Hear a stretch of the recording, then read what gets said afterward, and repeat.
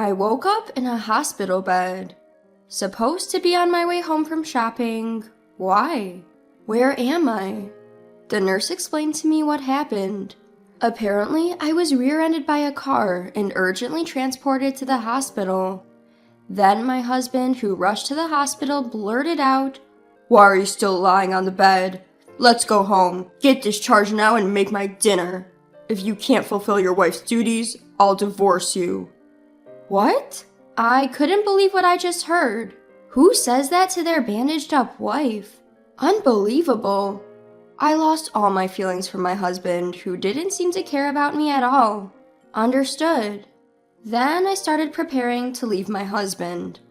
My husband was certain I, a housewife, couldn't possibly divorce him. Little did he know he'd be the one struggling if I brought up divorce. My name is Lisa.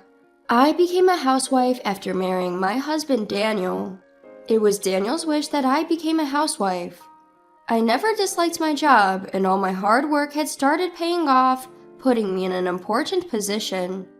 There were even talks of a promotion and the next personnel reshuffle.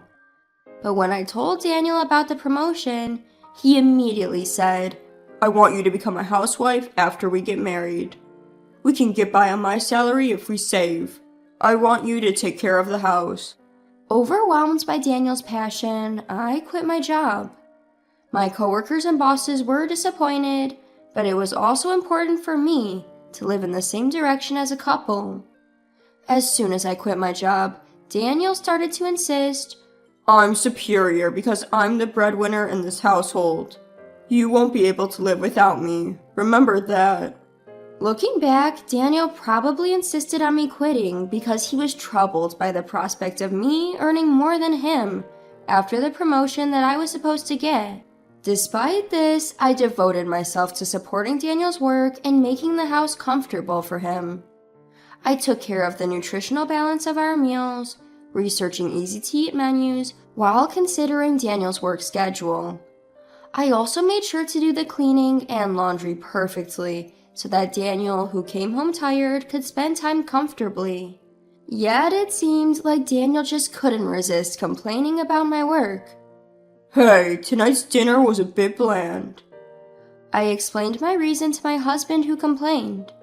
"You've had a lot of late-night work parties lately, right? I thought your stomach might be tired, so I made it a mild flavor. I should have added a good amount of broth, though." Is that so?" Despite his complaints, Daniel gradually stopped grumbling because I would refute him. Over time, he started to come home later and later. He began to come home every night smelling like women's perfume. "Hey, you seem to have been working late a lot lately. Is work getting busy?" In response to my question, he replied, "Yeah," looking annoyed. "You've also been drinking more often before coming home. How's your health? Are you okay?"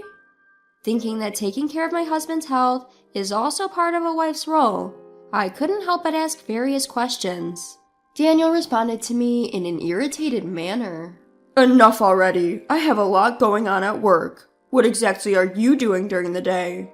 "What do you mean by what? Various housework?" "That's why I'm asking you to be specific." My husband started to ask for a detailed schedule of what I was doing when he wasn't home. "Hey, what are you going to do today?" "I plan to do the laundry and cleaning in the morning and go grocery shopping in the afternoon." "When are you going to be back from shopping?" "I can't say for sure. Maybe around 4 o'clock? "Okay, got it. Don't be later than 4. I'm going to call home to check on you." "Why would you do that?" "To make sure you're not slacking off on your housework." Daniel started to manage my schedule down to the hour. That day my shopping took longer than expected, and I was rushing home on my bicycle. It was already past 4 o'clock. I need to hurry back home or Daniel will get mad at me again. In my hurry, I didn't notice the car approaching from behind. The next moment, I felt an impact on my back. Before I knew it, I found myself lying in a hospital bed. Attempting to sit up, I felt pain throughout my body. A nurse, noticing my consciousness, hastily called for a doctor. "Oh, you're awake. You were hit by a car from behind," the doctor explained. According to him, I was rear-ended by a car when I was riding my bike, fainted unconscious from the impact, and an ambulance took me to the hospital. Fortunately, there was no bleeding, I didn't hit my head, and I only got full-body bruises. Though my body was in pain, there were no fractures that could lead to lasting damage, and I was told I could be discharged in a few weeks. Relieved, I checked my phone and saw a slew of missed calls from Daniel. Oh, I need to call Daniel. He must be worried sick. Hearing my muttering, the nurse quickly said, I've already notified your husband. Unfortunately, he couldn't pick up the call, so I left a message on his voicemail. I might have made him worry, though. Your wife was in a car accident and has been urgently transported to our hospital. That's what the nurse had left in her voicemail. I thanked the nurse and quickly called my husband. Hey Daniel, it's me. Lisa, what the hell are you doing not coming home? Didn't you listen to the voicemail? There was a message saying I'm in the hospital. I did listen to the voicemail. You're awake now, right? So you can come home, can't you? That's not possible. I was in a car accident. I'll be staying in the hospital for a few weeks. You're being hospitalized? What? It seemed Daniel had assumed that my injuries weren't serious. Upon hearing about my hospitalization, he said, I'm coming right now, and hung up. An hour later, Daniel burst into my room. Lisa! Just as I felt relieved at seeing my husband, his next words left me frozen. How long are you going to lie there? Let's go home. What? Go home? What on earth are you saying? I couldn't hide my confusion as I responded to my husband. I can't go home on the day of the accident. Just because it was an accident doesn't mean you're knocking on death's door. You're able to talk like this, so you're fine. Discharge yourself immediately and make my dinner. Can't you see these bandages? How do you expect me to cook in this state? You're overreacting with this hospital stay. I bet if I hadn't come to fetch you, you'd just be lazy laying on the bed. Here I am, worn out from work, and you won't even cook dinner. That's unacceptable as a wife. Look, the hospital says I need to stay for a few weeks. It's not about being lazy, it's about getting necessary treatment. Use any excuse you want, but if you think I'll let you off the hook for housework, you're wrong. If this isn't working for you, I'm okay with getting a divorce. That's ridiculous. I can't possibly do housework in this state. Well then, divorce it is. Daniel seemed to care more about having his housework done than the fact I'd been in a car accident. I felt I'm falling out of love with him quickly. Having discovered his true feelings, I made up my mind on the spot. All right. Hearing this, Daniel smirked, seemingly victorious. That's right. You should understand that my word is law. Seeing me still not trying to move, Daniel started to lose his patience. Hey, how long are you going to keep lying around? Start getting ready to leave. Just as Daniel tried to forcibly get me up, the doctor entered the room. What on earth do you think you're doing? I was just about to take her home. Upon hearing Daniel's response, the doctor became livid. What nonsense! There's a thorough examination scheduled for tomorrow, so she's not allowed to leave. Hearing this, Daniel scoffed at me. If there's an examination, then I'll wait 2 or 3 days. I'll stay at my parents' house in the meantime, so make sure you're home by then. As Daniel left the room, I watched him go with a cold gaze. Then I called my lawyer. I didn't have a single shred of affection left for him. Hello, I would like to proceed with that matter. From the hospital bed, I continued making a few more phone calls, steadily preparing. 3 days later, Daniel called my cell.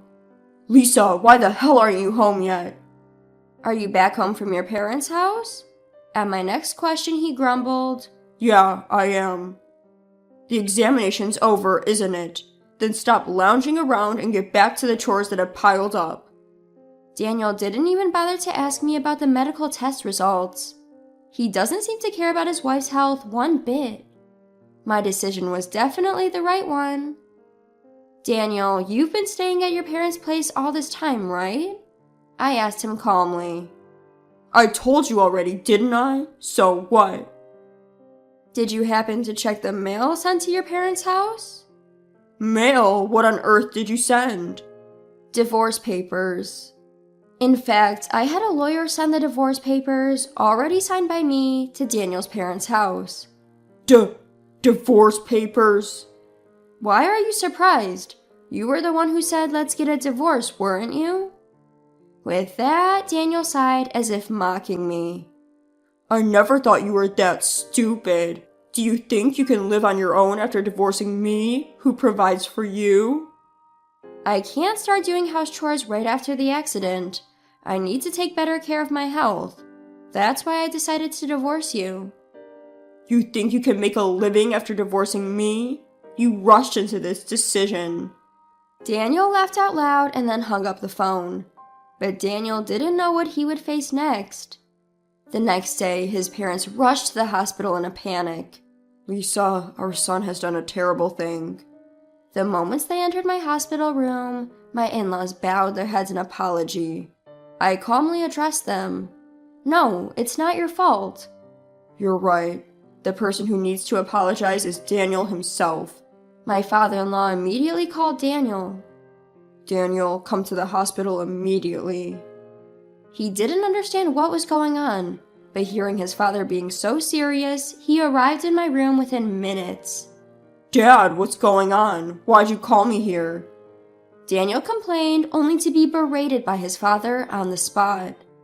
Don't be stupid. You caused a mess. Apologize to Lisa right now.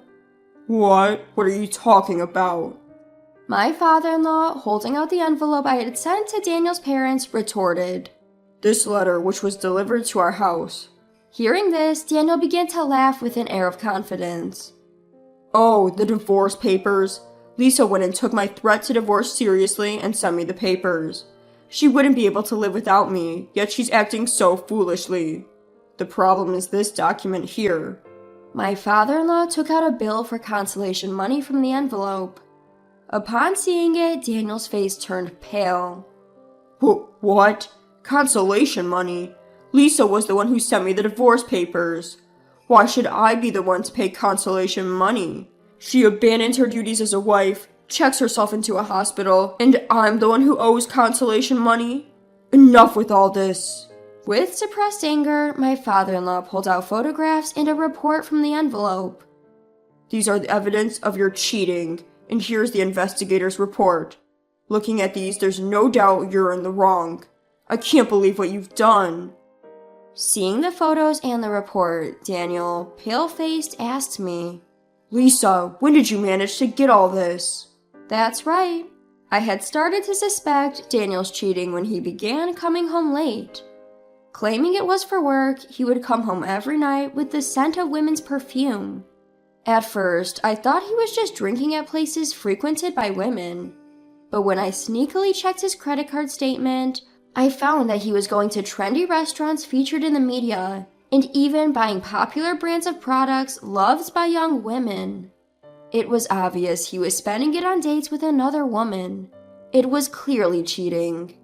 Perhaps thinking I hadn't noticed, he slowly began increasing the frequency of his affairs. He seemed to be finding opportunities in between his outdoor work hours, even during weekdays. The detailed checks on my daytime activities were also so he could avoid running into me at his meeting locations with another woman. Still, I believed that he would return to me someday. However, Daniel trampled all over these feelings of mine, not showing a shred of concern for me after the accident, treating me like a maid. At that moment, I decided to exact my revenge on him. As soon as Daniel left the hospital room, I contacted my lawyer. I asked him to send the signed divorce papers and the bill for consolation money, which I had prepared in advance, to Daniel's parents' house. Knowing him, he's probably spending time with his mistress instead of going home to his family. My guess was spot on. Unlike my husband, my in-laws are upright people. They'd never approve of their son's cheating. Sure enough, upon receiving my letter, my father-in-law and his wife were quick to rush to my hospital room. Having learned everything, Daniel stated in a daze, So, Lisa, you knew about my cheating all along? Yes, of course. I looked at my husband with icy eyes. If you are coming home smelling like women's perfume, lavish your mistress with your credit card, it's so obvious it would be strange if I didn't notice. Plus, all your phone notifications were visible to me, so I knew exactly when and where you were meeting your mistress. Thanks to that, it was easy to gather evidence. I'm sorry. I was just tempted. I wasn't serious about the divorce. I thought you would come back home right away. Even if you weren't serious, I am. I don't want to continue a marriage with a husband who doesn't even worry when his wife has an accident and tries to make her do household chores. You were having fun with your mistress while I was hospitalized, weren't you? Hold on, calm down. You're a housewife, right? You wouldn't be able to make a living if you left me. Don't be stubborn, just let the past be water under the bridge. Excuse me? There's no way I can just let it slide. And I became a housewife because you wanted me to. If I get divorced, I'll start working right away. I won't rely on you anymore. Start working right away? How long do you think it's been since you quit your job? Your previous company has definitely found your replacement by now. Do you think I've just been doing housework for these past years? I've been continuously studying business in my spare time. I've got a few ideas piled up, so I could probably propose several projects now. It's not that easy. The economy is down everywhere. Even I, who's been working all the while, can't get a promotion easily. Isn't that because you're incompetent at work? A person who dates their mistress while outdoor work hours? I think the problem is more than just being capable or not. What? What would you know? I think I know more than you do. In fact, when I approached my former company, they said they wanted me to come back under the same conditions as before. The same conditions? You'd be earning more than me. Yes, indeed. It was all for nothing, even though you were the one who encouraged me to become a housewife and quit my job. If you didn't want to be overtaken by your wife's salary, maybe you should have tried harder instead of pulling me down. Hold on, if that's the case, you don't need the consolation money, right? Please withdraw your consolation money claim. Excuse me? There's no way I'm withdrawing it. This consolation money is to make up for the crime you committed. You can't just cheat on your wife and ignore her without facing any penalties. I'm sorry. I really regret it. Please forgive me. I will never forgive you. It's not enough to just say you're sorry. You need to show it with your actions. Go to hell.